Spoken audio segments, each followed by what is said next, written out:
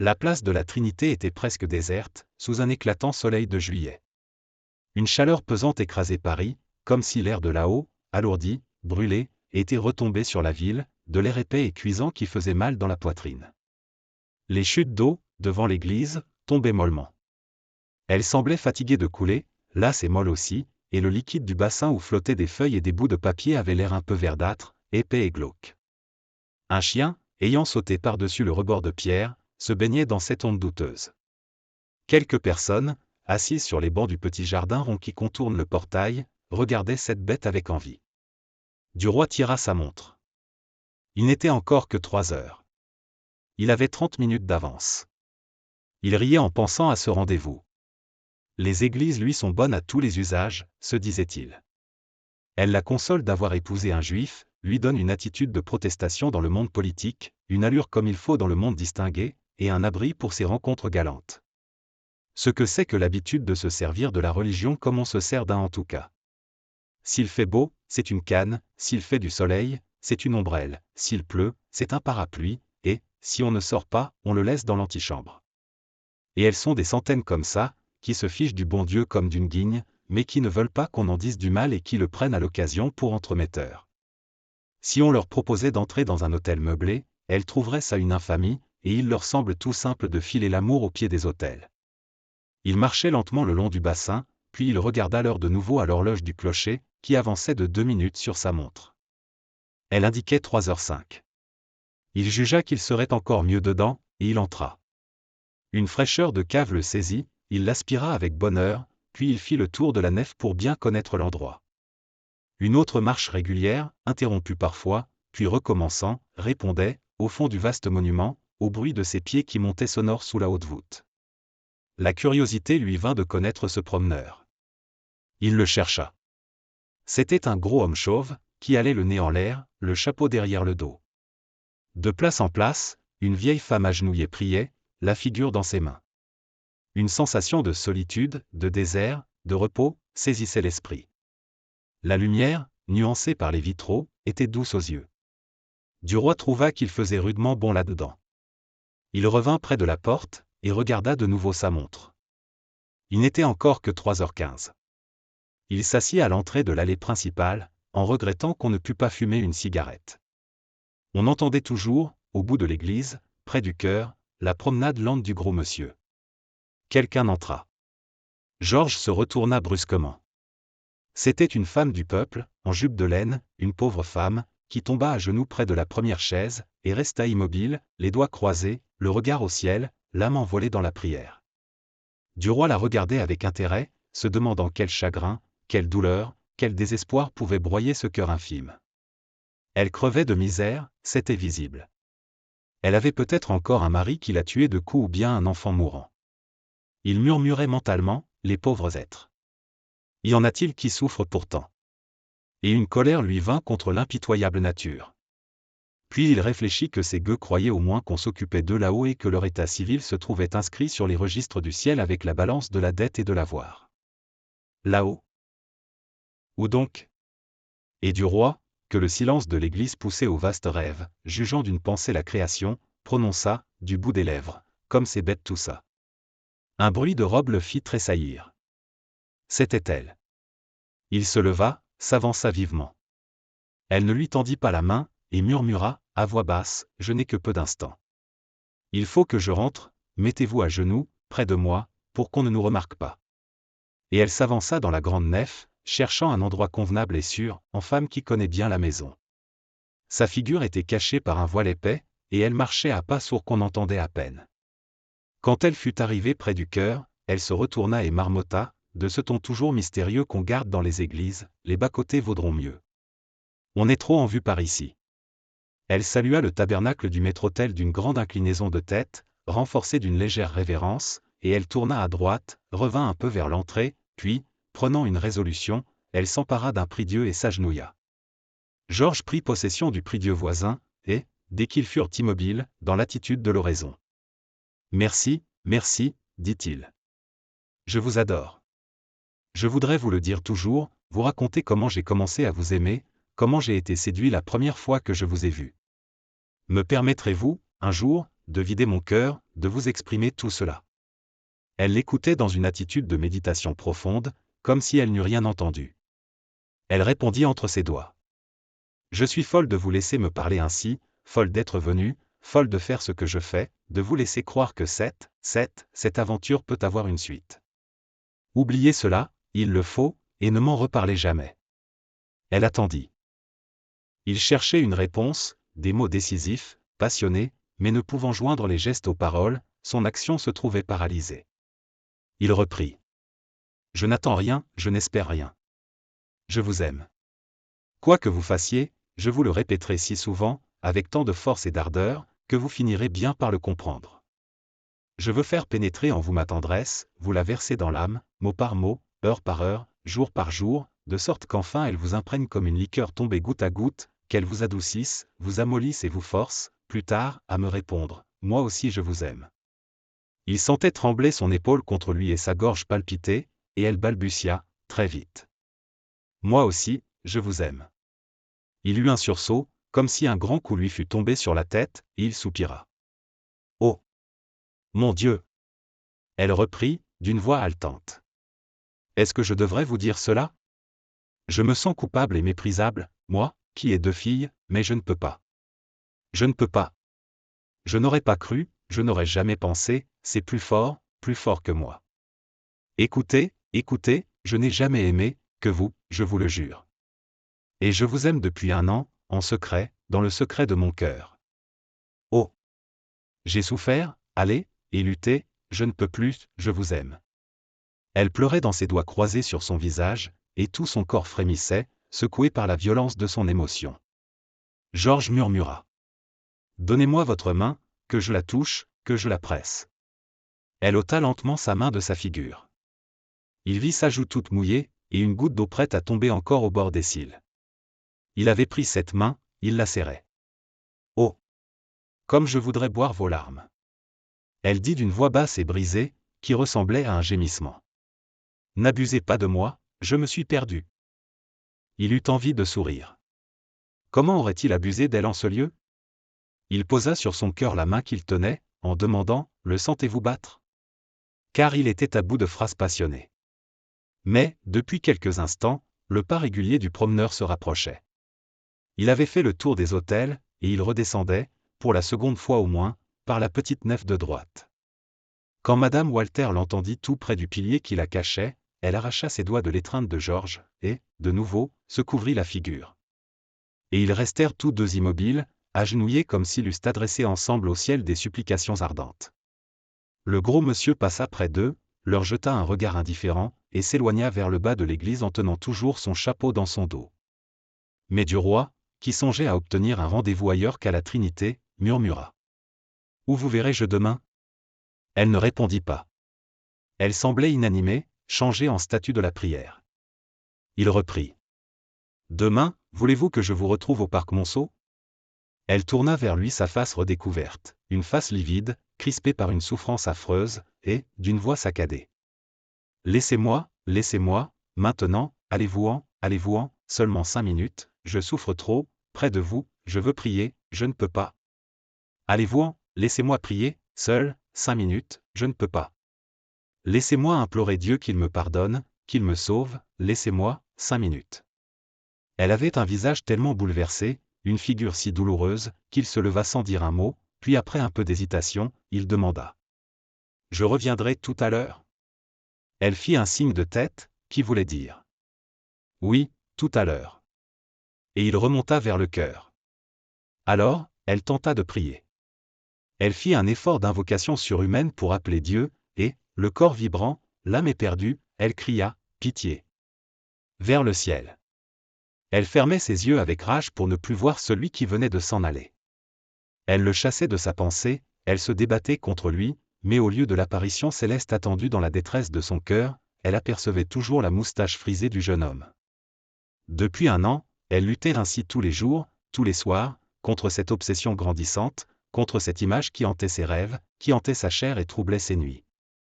Elle se sentait prise comme une bête dans un filet, liée, jetée entre les bras de ce mal qui l'avait vaincue, conquise, rien que par le poil de sa lèvre et par la couleur de ses yeux. Et maintenant, dans cette église, tout près de Dieu, elle se sentait plus faible, plus abandonnée, plus perdue encore que chez elle. Elle ne pouvait plus prier, elle ne pouvait penser qu'à lui. Elle souffrait déjà qu'il se fût éloigné. Elle luttait cependant en désespérée, elle se défendait, appelait du secours de toute la force de son âme. Elle eût voulu mourir, plutôt que de tomber ainsi, elle qui n'avait point failli. Elle murmurait des paroles éperdues de supplication, mais elle écoutait le pas de Georges s'affaiblir dans le lointain des voûtes. Elle comprit que c'était fini, que la lutte était inutile. Elle ne voulait pas céder pourtant, et elle fut saisie par une de ces crises d'énervement qui jettent les femmes, palpitantes, hurlantes et tordues sur le sol. Elle tremblait de tous ses membres, sentant bien qu'elle allait tomber, se rouler entre les chaises en poussant des cris aigus. Quelqu'un s'approchait d'une marche rapide. Elle tourna la tête. C'était un prêtre. Alors elle se leva, courut à lui en tendant ses mains jointes, et elle balbutia. « Oh! Sauvez-moi! Sauvez-moi » Il s'arrêta surpris. « Qu'est-ce que vous désirez, madame ? Je veux que nous me sauviez. Ayez pitié de moi. Si vous ne venez pas à mon aide, je suis perdu. » Il la regardait, se demandant si elle n'était pas folle. Il reprit. « Que puis-je faire pour vous ? » C'était un jeune homme, grand, un peu gras, aux joues pleines et tombantes, teinté de noir par la barbe rasée avec soin, un beau vicaire de ville, de quartier opulent, habitué aux riches pénitentes. « Recevez ma confession, dit-elle, et conseillez-moi, soutenez-moi, dites-moi ce qu'il faut faire. » Il répondit. « Je confesse tous les samedis, de 3h à 6h. » Ayant saisi son bras, elle le serrait en répétant. « Non. Non. Non. Tout de suite. Tout de suite. Il le faut. Il est là. Dans cette église. Il m'attend. » Le prêtre demanda. « Qui est-ce qui vous attend ? » « Un homme, qui va me perdre, qui va me prendre, si vous ne me sauvez pas. Je ne peux plus le fuir. Je suis trop faible, si faible, si faible. » Elle s'abattit à ses genoux, et sanglotant. « Oh! Ayez pitié de moi, mon père. Sauvez-moi, au nom de Dieu, sauvez-moi. » Elle le tenait par sa robe noire pour qu'il ne pût s'échapper, et lui, inquiet, regardait de tous les côtés si quelque œil malveillant ou dévot ne voyait point cette femme tomber à ses pieds. Comprenant, enfin, qu'il ne lui échapperait pas, « Relevez-vous, dit-il, j'ai justement sur moi la clé du confessionnal. » Et fouillant dans sa poche, il en tira un anneau garni de clés, puis il en choisit une, et il se dirigea, d'un pas rapide, vers les petites cabanes de bois, sorte de boîtes aux ordures de l'âme, où les croyants vident leurs péchés. Il entra par la porte du milieu qu'il referma sur lui, et madame Walter, s'étant jetée dans l'étroite case d'arc sans grave côté, balbutia avec ferveur, avec un élan passionné d'espérance, « Bénissez-moi, mon père, parce que j'ai péché. » Du roi, ayant fait le tour du chœur, descendit la nef de gauche. Il arrivait au milieu quand il rencontra le gros monsieur chauve, allant toujours de son pas tranquille, et il se demanda, qu'est-ce que ce particulier-là peut bien faire ici ? Le promeneur aussi avait ralenti sa marche et regardait Georges avec un désir visible de lui parler. Quand il fut tout près, il salua, et très poliment. « Je vous demande pardon, monsieur, de vous déranger, mais pourriez-vous me dire à quelle époque a été construit ce monument ? » Du roi répondit. « Ma foi, je n'en sais trop rien, je pense qu'il y a 20 ans, ou 25 ans. C'est, d'ailleurs, la première fois que j'y entre. » Moi aussi. Je ne l'avais jamais vu. Alors, le journaliste, qu'un intérêt gagnait, reprit. « Il me semble que vous le visitez avec grand soin. Vous l'étudiez dans ses détails. » L'autre, avec résignation. « Je ne le visite pas, monsieur, j'attends ma femme qui m'a donné rendez-vous ici, et qui est fort en retard. » Puis il se tut, et après quelques secondes. Il fait rudement chaud, dehors. Du roi le considérait, lui trouvant une bonne tête, et, tout à coup, il s'imagina qu'il ressemblait à Forestier.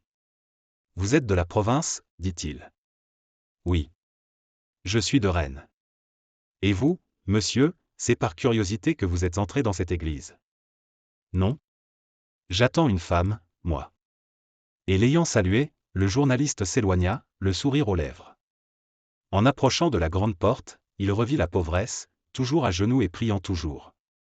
Il pensa, Christi. Elle a l'invocation tenace. Il n'était plus ému, il ne la plaignait plus. Il passa, et, doucement, se mit à remonter la nef de droite pour retrouver Madame Walter. Il guettait de loin la place où il l'avait laissée, s'étonnant de ne pas l'apercevoir. Il crut s'être trompé de pilier, alla jusqu'au dernier, et revint ensuite. Elle était donc partie. Il demeurait surpris et furieux. Puis il s'imagina qu'elle le cherchait, et il refit le tour de l'église. Ne l'ayant point trouvée, il retourna s'asseoir sur la chaise qu'elle avait occupée, espérant qu'elle l'y rejoindrait. Et il attendit. Bientôt un léger murmure de voix éveilla son attention. Il n'avait vu personne dans ce coin de l'église. D'où venait donc ce chuchotement? Il se leva pour chercher, et il aperçut, dans la chapelle voisine, les portes du confessionnal. Un bout de robe sortait de l'une et traînait sur le pavé. Il s'approcha pour examiner la femme. Il la reconnut. Elle se confessait. Il sentit un désir violent de la prendre par les épaules et de l'arracher de cette boîte. Puis il pensa, bah. C'est le tour du curé, ce sera le mien demain. Et il s'assit tranquillement en face des guichets de la pénitence, attendant son heure, et ricanant, à présent, de l'aventure. Il attendit longtemps. Enfin, Madame Walter se releva, se retourna, le vit et vint à lui. Elle avait un visage froid et sévère. Monsieur, dit-elle, je vous prie de ne pas m'accompagner, de ne pas me suivre, et de ne plus venir, seul, chez moi. Vous ne seriez point reçu. Adieu. Et elle s'en alla, d'une démarche digne. Il la laissa s'éloigner, car il avait pour principe de ne jamais forcer les événements. Puis comme le prêtre, un peu troublé, sortait à son tour de son réduit, il marcha droit à lui, et le regardant au fond des yeux, il lui grogna dans le nez, « Si vous ne portiez point une jupe, vous, quelle paire de soufflets sur votre vilain museau !»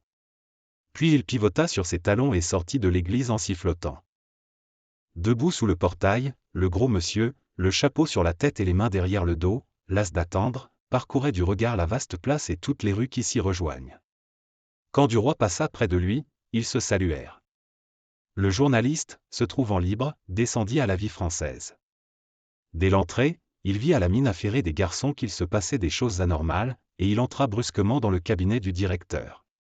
Le père Walter, debout, nerveux, dictait un article par phrases hachées, donnait, entre deux alinéas, des missions à ses reporters qui l'entouraient, faisait des recommandations à Boisrenard, et décachetait des lettres.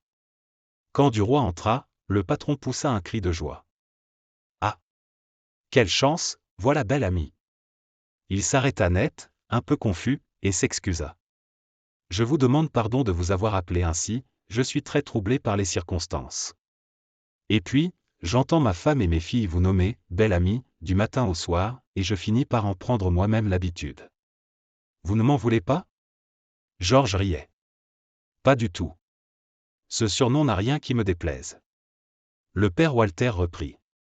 Très bien, alors je vous baptise belle amie comme tout le monde. Eh bien. Voilà, nous avons de gros événements. Le ministère est tombé sur un vote de 310 voix contre 102. Nos vacances sont encore remises au calende grec, et nous voici au 28 juillet. L'Espagne se fâche pour le Maroc, c'est ce qui a jeté bas Durand de Leyne et ses acolytes. Nous sommes dans le pétrin jusqu'au cou. Marot est chargé de former un nouveau cabinet. Il prend le général Boutin d'Acre à la guerre et notre ami Laroche-Mathieu aux affaires étrangères. Il garde lui-même le portefeuille de l'intérieur, avec la présidence du Conseil. Nous allons devenir une feuille officieuse.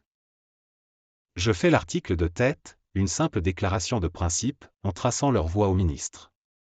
Le bonhomme sourit et reprit. La voie qu'il compte suivre, bien entendu.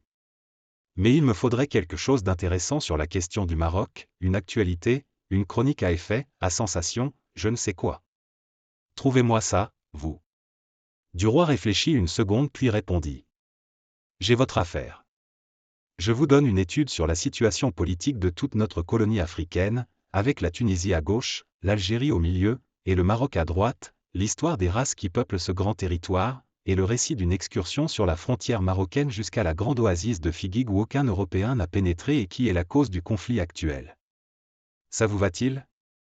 Le père Walter s'écria. Admirable.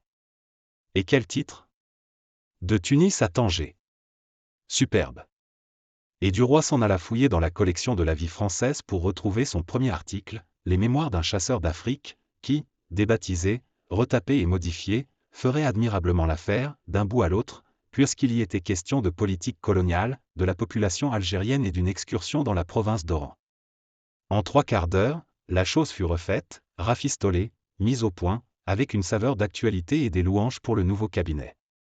Le directeur, ayant lu l'article, déclara: « C'est parfait, parfait, parfait.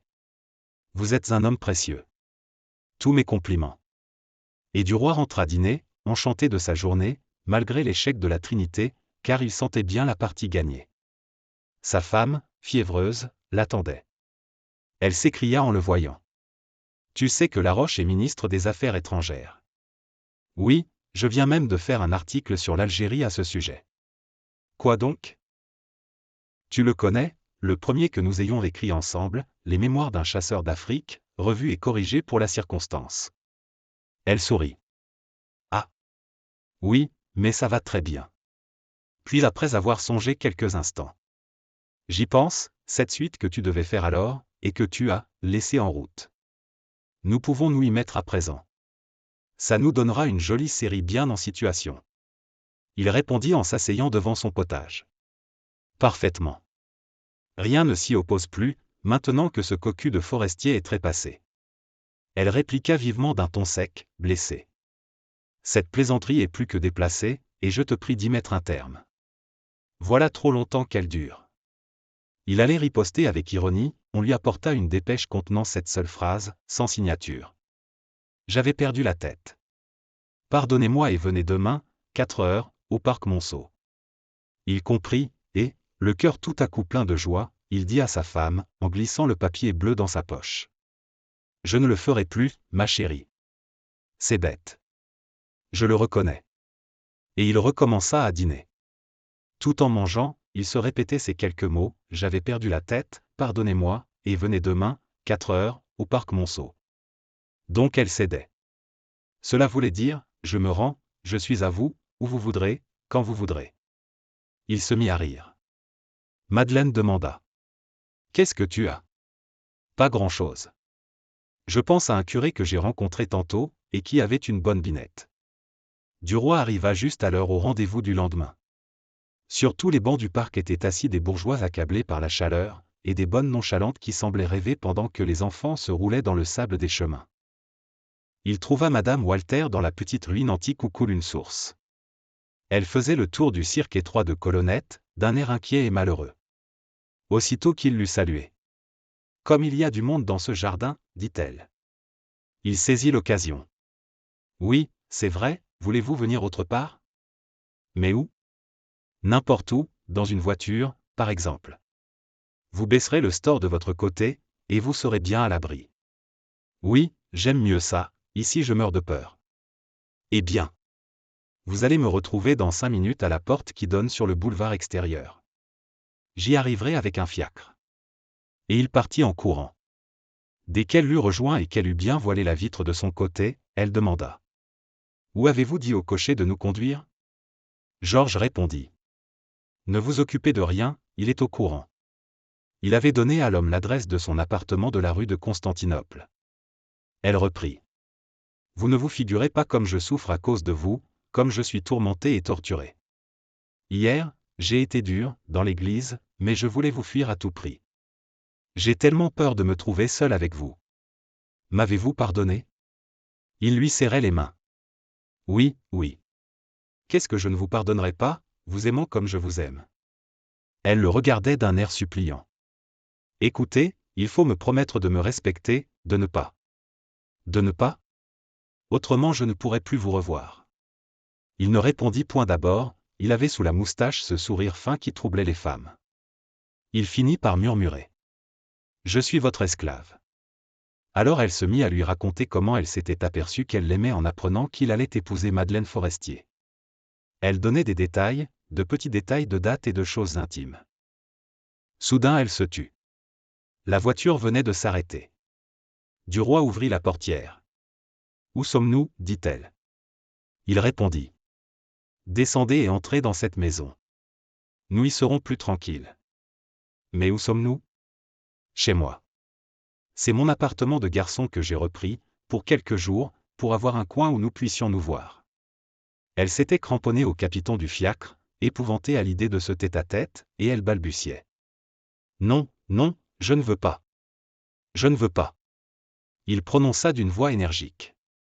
Je vous jure de vous respecter. Venez. Vous voyez bien qu'on nous regarde, qu'on va se rassembler autour de nous. Dépêchez-vous, descendez. Et il répéta. Je vous jure de vous respecter. Un marchand de vin sur sa porte les regardait d'un air curieux. Elle fut saisie de terreur et s'élança dans la maison. Elle allait monter l'escalier. Il la retint par le bras. C'est ici, au rez-de-chaussée. Et il la poussa dans son logis. Dès qu'il eut refermé la porte, il la saisit comme une proie. Elle se débattait, luttait, bégayait. Oh! Mon Dieu! Oh! Mon Dieu! Il lui baisait le cou, les yeux, les lèvres avec emportement, sans qu'elle pût éviter ses caresses furieuses, et tout en le repoussant, tout en fuyant sa bouche, elle lui rendait, malgré elle, ses baisers. Tout d'un coup elle cessa de se débattre, et vaincue, résignée, se laissa dévêtir par lui. Il enlevait une à une, adroitement et vite, toutes les parties de son costume, avec des doigts légers de femme de chambre. Elle lui avait arraché des mains son corsage pour se cacher la figure dedans, et elle demeurait debout, toute blanche, au milieu de ses robes abattues à ses pieds. Il lui laissa ses bottines et l'emporta dans ses bras vers le lit. Alors, elle lui murmura à l'oreille, d'une voix brisée, je vous jure, que je n'ai jamais eu d'amant. Comme une jeune fille aurait dit, je vous jure que je suis vierge. Et il pensait, voilà ce qui m'est bien égal, par exemple.